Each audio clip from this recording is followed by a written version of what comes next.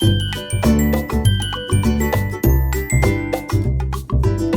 चलता है विभिन्न पोषक तत्वों से मिलने वाले एनर्जी के कारण से। अगर ऊर्जा ना रहे तो हमारा शरीर बिल्कुल काम ही नहीं करेगा। हमारे शरीर के जो 12 मुख्य तंत्र हैं वह सभी ऊर्जा पर ही चलते हैं और हमें ऊर्जा मिलती है भोजन से, भोजन के ऑक्सीकरण से।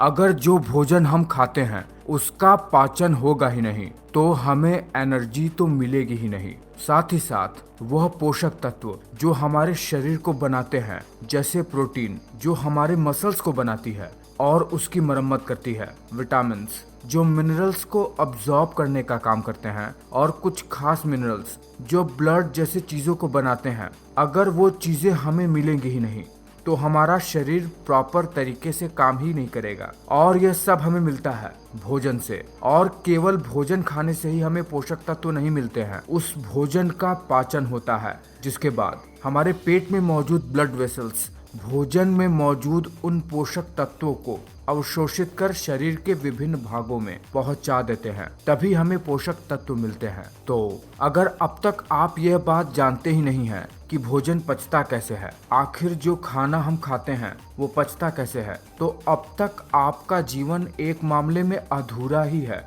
क्योंकि यह बात आपको पता ही नहीं है कि आपका शरीर चल कैसे रहा है, आखिर शरीर में ऊर्जा का संचरण होता कैसे है। तो बिना समय गवाए, बिना फालतू की बात किए हुए आपको तुरंत बताते हैं कि हमारे शरीर में भोजन पचता कैसे है। जैसे ही जब हम अपने फूड को मुंह में डालते हैं, हमारे खाने में हमारा सलाइवा मिल जाता है और दांत भोजन को कई सारे छोटे छोटे टुकड़ों में तोड़ने का काम करता है। यह सबसे महत्वपूर्ण काम होता है, क्योंकि खाना पचने के लिए यह जरूरी होता है कि भोजन को जितना हो सके उतने छोटे छोटे टुकड़ों में तोड़ दिया जाए। फिर इन टुकड़ों के ऊपर हमारे मुंह में ही मौजूद, जिसे कहते हैं बकल कैविटी, उसके अंदर ही दांतों और जीभ के बीच में सैलिवरी ग्लैंड पाई जाती है, जिससे सलाइवा निकलता है। यह सलाइवा भोजन के साथ मिलकर भोजन को बहुत ही ज्यादा मुलायम बना देता है। सलाइवा में ऐसे केमिकल मिले होते हैं जो फूड को ब्रेक डाउन करते हैं। उसके बाद जैसे ही यह भोजन हमारे जीभ पर आता है, हमारे जीभ में मौजूद टेस्ट बर्ड्स इसके स्वाद को हमारे ब्रेन तक पहुंचाते हैं। उसके बाद ही ये स्मूथ फूड जो कि सलाइवा की वजह से हुआ है, वो भोजन की नली से होते हुए, जिसे इसोफेगस कहते हैं, एक बैग लाइक स्ट्रक्चर जो कि स्टमक होता है, वहां पर जाता है। और जैसे ही भोजन स्टमक में जाता है, वहां से शुरू होता है भोजन का असली पाचन। पर खास बात यह है कि जब हमारा भोजन हमारे भोजन नली से हमारे पेट की तरफ जाता है, तब यह एक खास प्रकार की मूवमेंट, जिसे पेरिस्टालसिस कहते हैं, उस मूवमेंट के तहत हमारे पेट में जाता है, जिसमें होता यह है कि नली अपने आप को सिकोड़ती है और फैलाती है, जिसकी वजह से फूड आसानी से पेट की तरफ चला जाता है। जैसे ही भोजन स्टमक में पहुंचता है, स्टमक इस फूड को अपने इनर लाइनिंग से निकलने वाले gastric digestive juice, hydrochloric acid और म्यूकस के साथ बिल्कुल मथ देता है, यानी मिला देता है, जिसमें से मुख्यतः एंजाइम फूड में से प्रोटीन को अलग कर देते हैं। वही हाइड्रोक्लोरिक एसिड भोजन को बहुत ही छोटे छोटे टुकड़ों में बांट देता है। वही म्यूकस एक चिपचिपा पदार्थ जो कि हमारे स्टमक से ही निकलता है और फूड में जाके मिल जाता है, वो हमारे स्टमक के दीवार को स्टमक से ही निकलने वाले एसिड से बचाता है, ताकि स्टमक की दीवार डैमेज ना हो।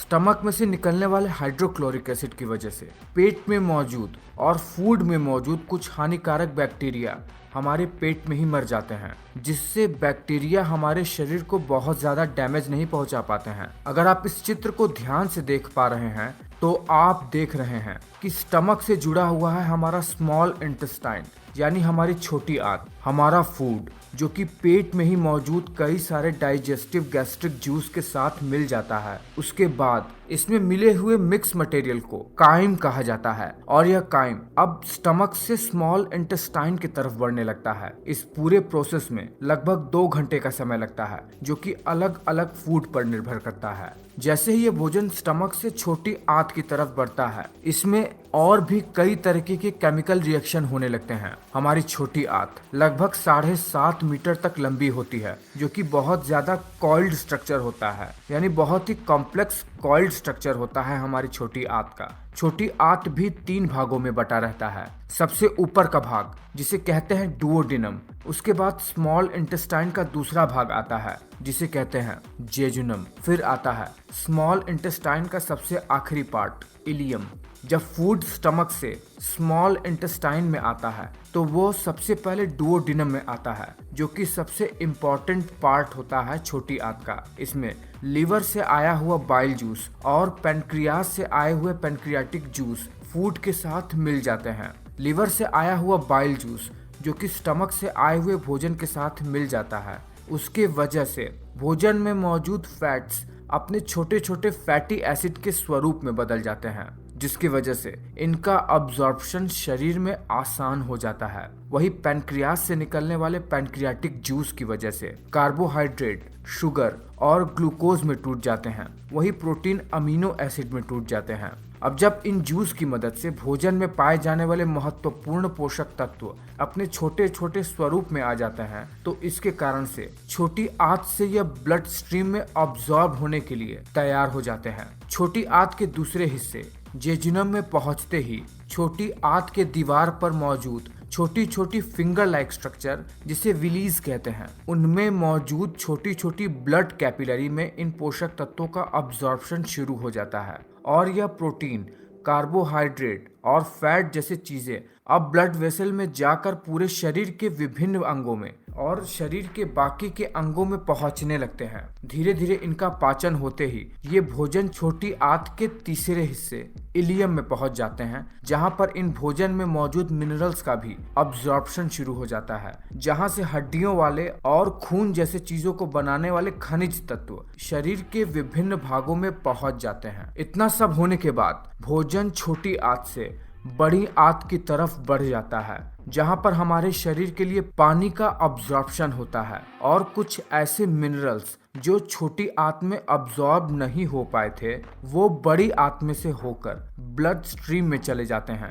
बड़ी आंत साइज में 1.5 मीटर तक लंबी होती है और ये छोटी आंत से आकार में चौड़ा भी होता है। जो भोजन डाइजेस्ट नहीं हो पाया होता है या फिर जो वेस्ट मटेरियल होता है, वो बड़ी आंत से होते हुए हमारे एनस से निकलते हुए हमारे शरीर के बाहर निकल जाती है, जिसे फीकल मटेरियल कहा जाता है। और इस तरह भोजन हमारे शरीर में इतनी कठिनाइयों के बाद पचकर हमें ऊर्जा देता है। तो आपने देखा बहुत ही साधारण सी भाषा में कि भोजन हमारे शरीर में पचता कैसे है, क्या क्या प्रोसेस होते हैं और वो शरीर के कौन से अंग हैं जो भोजन के पाचन में अपना सहयोग देते हैं। तो ये वीडियो आपको कैसा लगा है, आपको ये जानकारी कैसी लगी है? अगर ये बात आप पहले से ही जानते हैं और आपको इसके बारे में और भी ज्यादा कुछ पता है, तो ये बात मुझे नीचे कमेंट करके जरूर बताइएगा। बिल्कुल भी हिचकिएगा मत, मैं ये बात जानना चाहता हूँ। और वीडियो अच्छा लगा है तो एक लाइक कर देना और इंतजार कीजिएगा मेरे अगले वीडियो का।